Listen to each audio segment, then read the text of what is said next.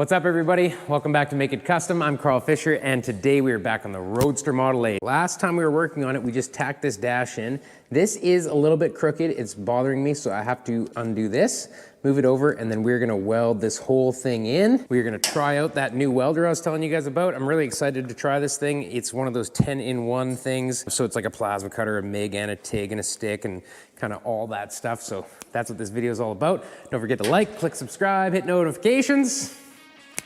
Let's do it.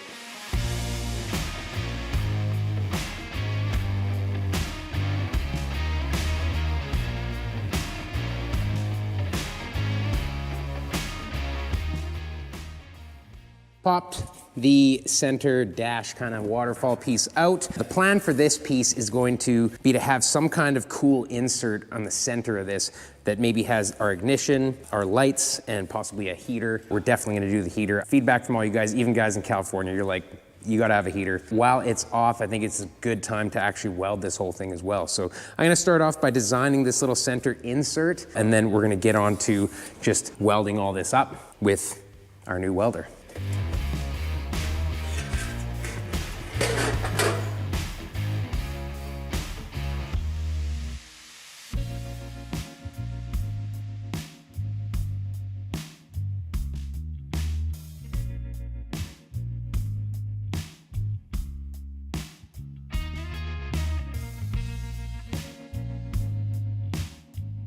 So I'm kind of thinking something like this. So we've got this border around the outside that perhaps we can have some like nice hardware in. Perhaps we make a little dimple die again. I don't know if you guys have been here a while, you may have seen my dimple die tool. Basically it's a little punch that makes a little raised area to countersink, you know, nice bits of hardware. This might be a nice place to add some of that. We could have a few of those all the way around, and then we could have just this smaller area with the brass. Maybe we could have our ignition here, lights, heater, like I was saying. I think this has indicators on it, or maybe it doesn't. Yeah, oh no, there's two little holes here. Those must be the turn signal indicators. I'll have to check. I'm gonna read that to see whether or not it has indicators, because we could put like maybe a high beam indicator. Who needs indicators? Keep this simple, that's kind of the idea. It's either here and here, or there and there. Let me know in the comments what you guys think. I don't know what I'm gonna do. This brass piece could be, we could bead roll this to like push it up, out. That might be what I try and do.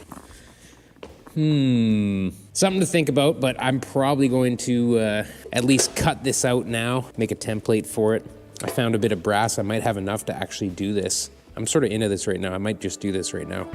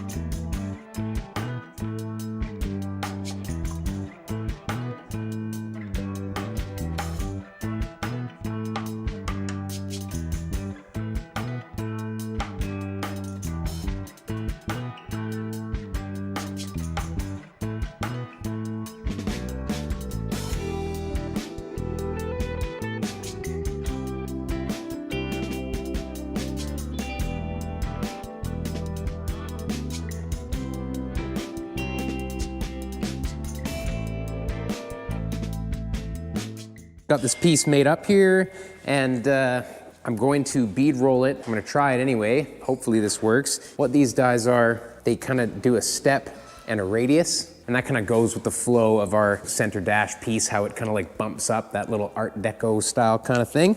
So I think I'm gonna try and do that all the way around here. It might affect the flange a little bit, so we might have to like kick shrink at the flange maybe a little bit or stretch. That will be fine because that's gonna push through from the backside. I may not even do this hardware thing, honestly, because the car, the dash, like everything seems so clean without hardware. And those 3 screws on top of the dash, I'm probably gonna delete those also because they're not exactly perfectly lined up in the center and it draws your eye, which I don't really like. Either way, I'm gonna try and step this thing up pretty good and then maybe give it a little bit of a polish and then open up the hole in the dash and finish the welding. If you're new to the channel, this is a bead roller that Elio and I designed and built together here. We've got the DWG files. Unfortunately, they're not DXFs, but they're free and they're on the website if you want to build this bead roller. I'll put the link in the description also. We are working on DXF files. Actually, they should, by the time this video posts, we should have them. Let's try and get this thing lined up pretty good. I think we're gonna have to run this a few times through here. Take your time, you know, if you're new to bead rolling, you wanna take your time no matter what and just follow the line. I like to get down low because sometimes if you're steering from up here, it's easy to get away from you. But if you're looking right at the contact point, that's how you're gonna be able to be a little bit more accurate. We both roll 16 gauge steel with this bead roller, and it's got a 36-inch throat depth. I know there's not a whole lot of clearance in here. It's not one of those fancy ones that has the, you know, the extra post, but for the money, it's pretty good.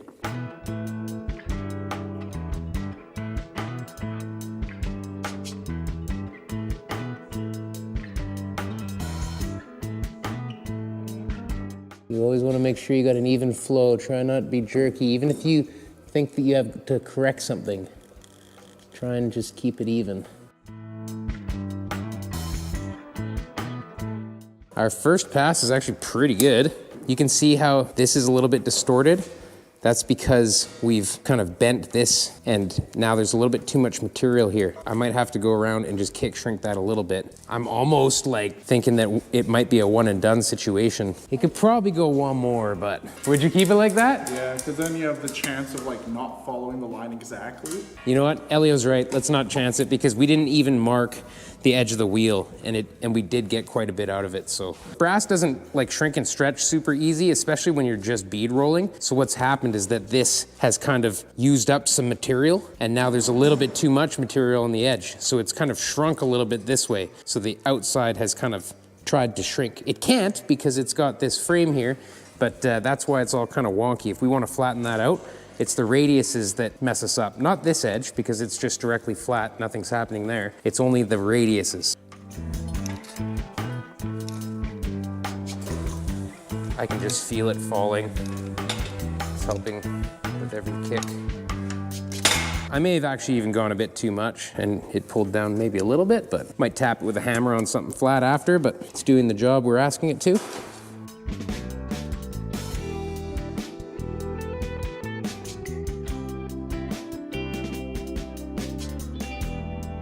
Just a quick note, the planishing hammer is coming back. We are doing a run of 50 of these. We had like 80 requests building up on the website. We're gonna have stock of all the parts to build them in the next few weeks, and we will just be smashing them out for you guys. Thanks a lot for all your support as always, and japanscustoms.com if you want some tools and check out some of the stuff that we do. Thank you. Back to the video.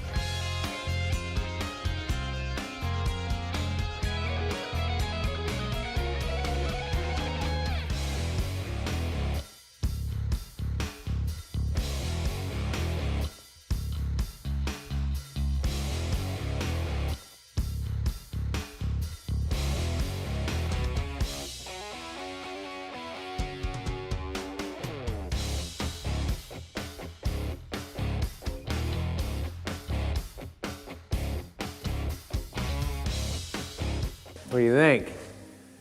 Pushes through just a little bit. I think it looks nice. It's almost a shame to put a little key switch in there, but I'm not sure exactly where they're gonna go, if we're gonna do 2 and then 1, or if it's gonna be 1, 2, and 1, but we'll figure that out. Now it is on to welding. This welder is a SSimder 10-in-1 welder cutter. So it has, believe it or not, TIG welding DC 200 amps, 50 amp plasma cutting, MIG welding. You can hook a spool gun to this thing. It does everything. This thing has a nice digital readout. It comes with everything you need to get started. This is the Pro Kit. I'm gonna put all the links in the description if you guys wanna get one. It's for garage guys, right? If you're in the garage and you wanna save space, if this welder works as good as it looks, might be the one for you. The other cool thing is that you can actually hook this thing up to 110 volt plug or 220. So this is the adapter, and the welder will just know what it's hooked up to, and it will limit itself for that power source. So if you have 110, you can still weld with this thing. You can still TIG weld, you can still plasma cut, you can still MIG weld, you can still do all the things with only 110 volt. This Pro Kit doesn't come with a foot pedal, but they do have all the accessories. I'm gonna try it without a foot pedal. I love foot pedals, so I'm kind of bummed that I don't have one with it. I'll probably end up ordering it because why wouldn't you? I'm gonna give you guys my honest review on it. I'm not into, just pumping a product, so probably going to TIG weld everything on the center, and then I'll probably MIG weld in these areas.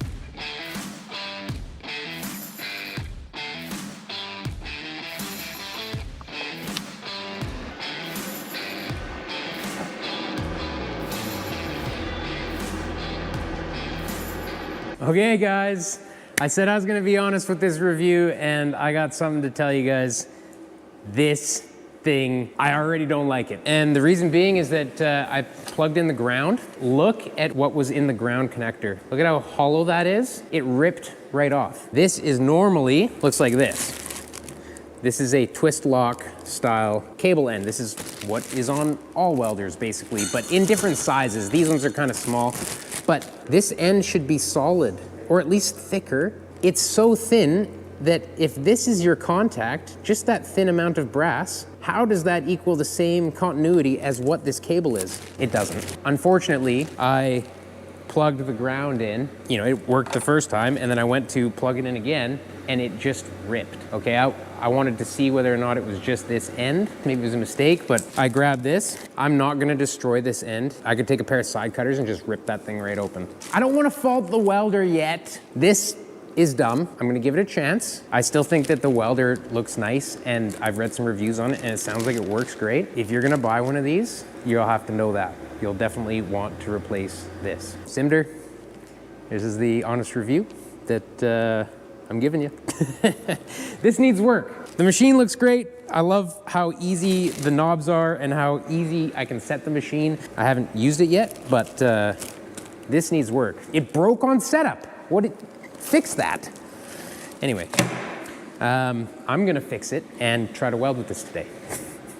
I'm gonna continue tacking this along the joints until I've got it tacked every ½ inch or so, and then we're gonna full weld this. Some of you guys are probably like, how's he gonna weld without a helmet?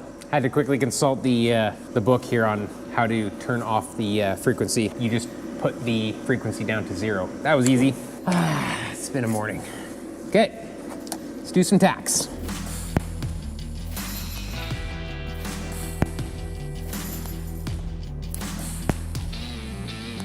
So far, just tacking, I actually quite enjoy the button because it makes it very easy. It pre-flows a little bit of gas, it lights it up, I dab it, and then it stops.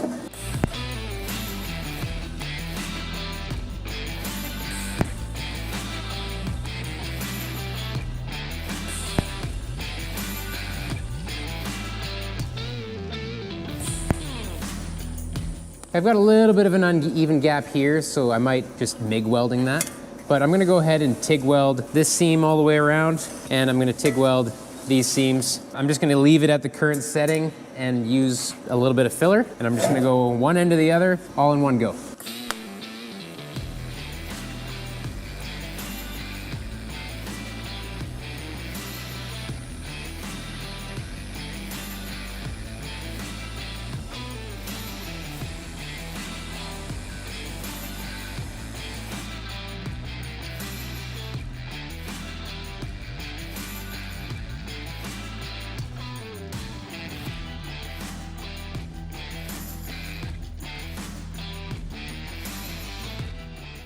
I was using 50 amps, just kind of dabbing the filler wire in there using 040 filler wire. You can also use MIG wire. For consistent welding, it's totally fine to have a button like that. I think I would want a foot pedal if my gap was not consistent. My next step is I am going to, I guess I'll probably set this up for MIG, and I'll MIG this little area. I'm also going to smooth out my welds and hammer them, because when you do a weld like that, you're distorting it consistently by doing big welds, right? I can put these on a T-dolly and smash them out again, and then just smooth everything out with some sanding.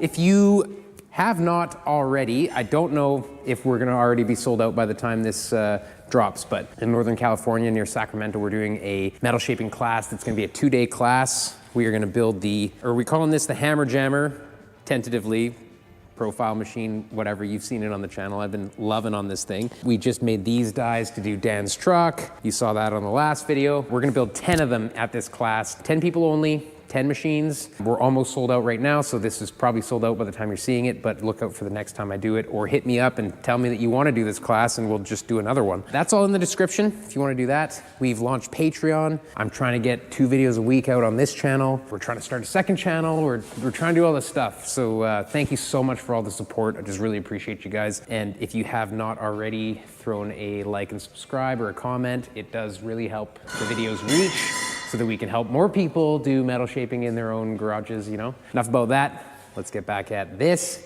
and finish out our center.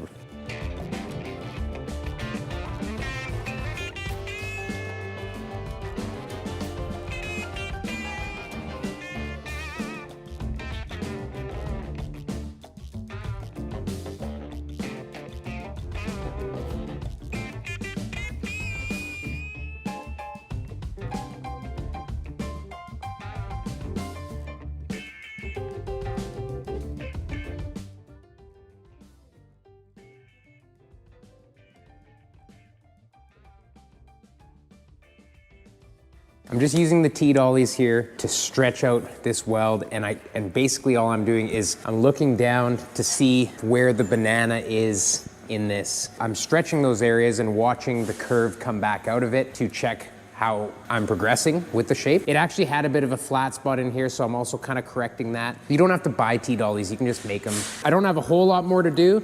I'm looking pretty good. We're getting there, we're getting there. Slowly but surely.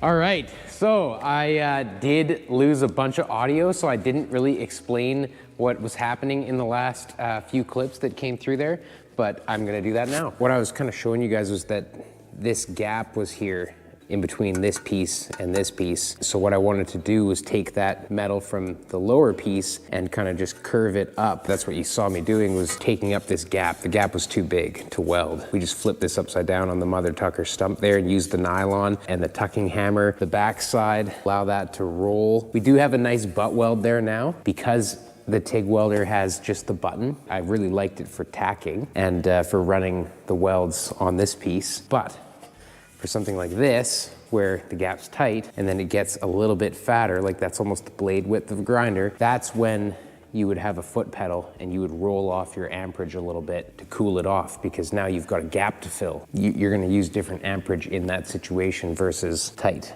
metal together. If I sound tired, it's like really late and I couldn't sleep and we're going to go on a big road trip tomorrow. We're actually gonna have the second channel up and going probably by the time this video drops, if not very, very soon. Make It Custom Unleashed, and that's just like where we're gonna put all the extra footage.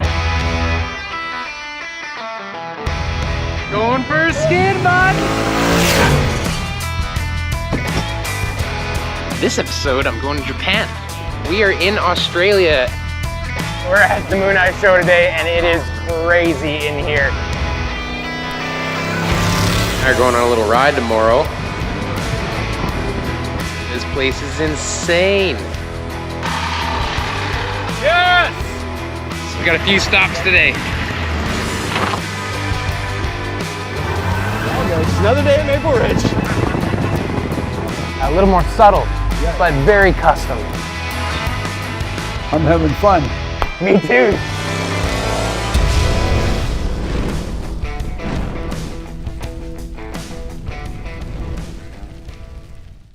Lifestyle stuff, camping in the woods. I'm gonna jump back on this. I got the welder set up with the MIG. It's got this big fancy clamp that puts the MIG situation on. And in that one plug, it's got the gas and the trigger wires and everything. It doesn't have to be plugged in a couple times. Just set it up for welding some sheet metal, so just low settings. And we'll spot this in, and then maybe even try the plasma cutter.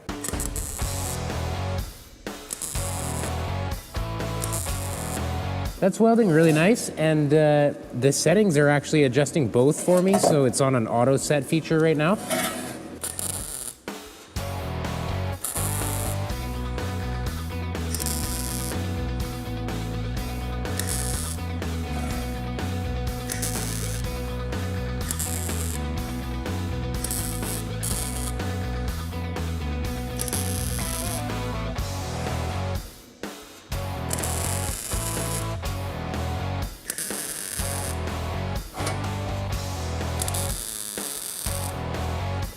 Now that little gap area I was talking about, I'm just gonna turn the welder down a little bit.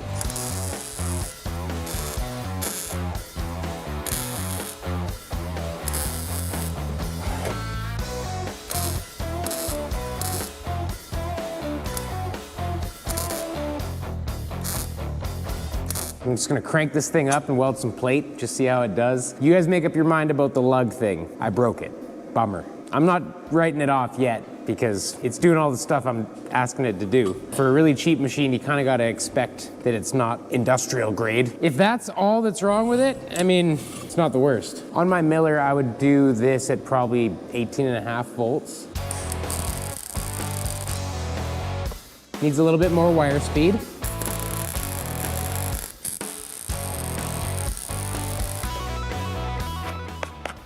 Laid down a decent weld. It's definitely got power. That definitely wasn't all the way up, and you're not really gonna weld thicker than this on a car. It's got the power. I'm gonna go ahead and grind this up now that I shot sparks all over it. And I wanna see it with the brass sitting in it, all prettied up with the gauge in it, and then we're gonna call it a video.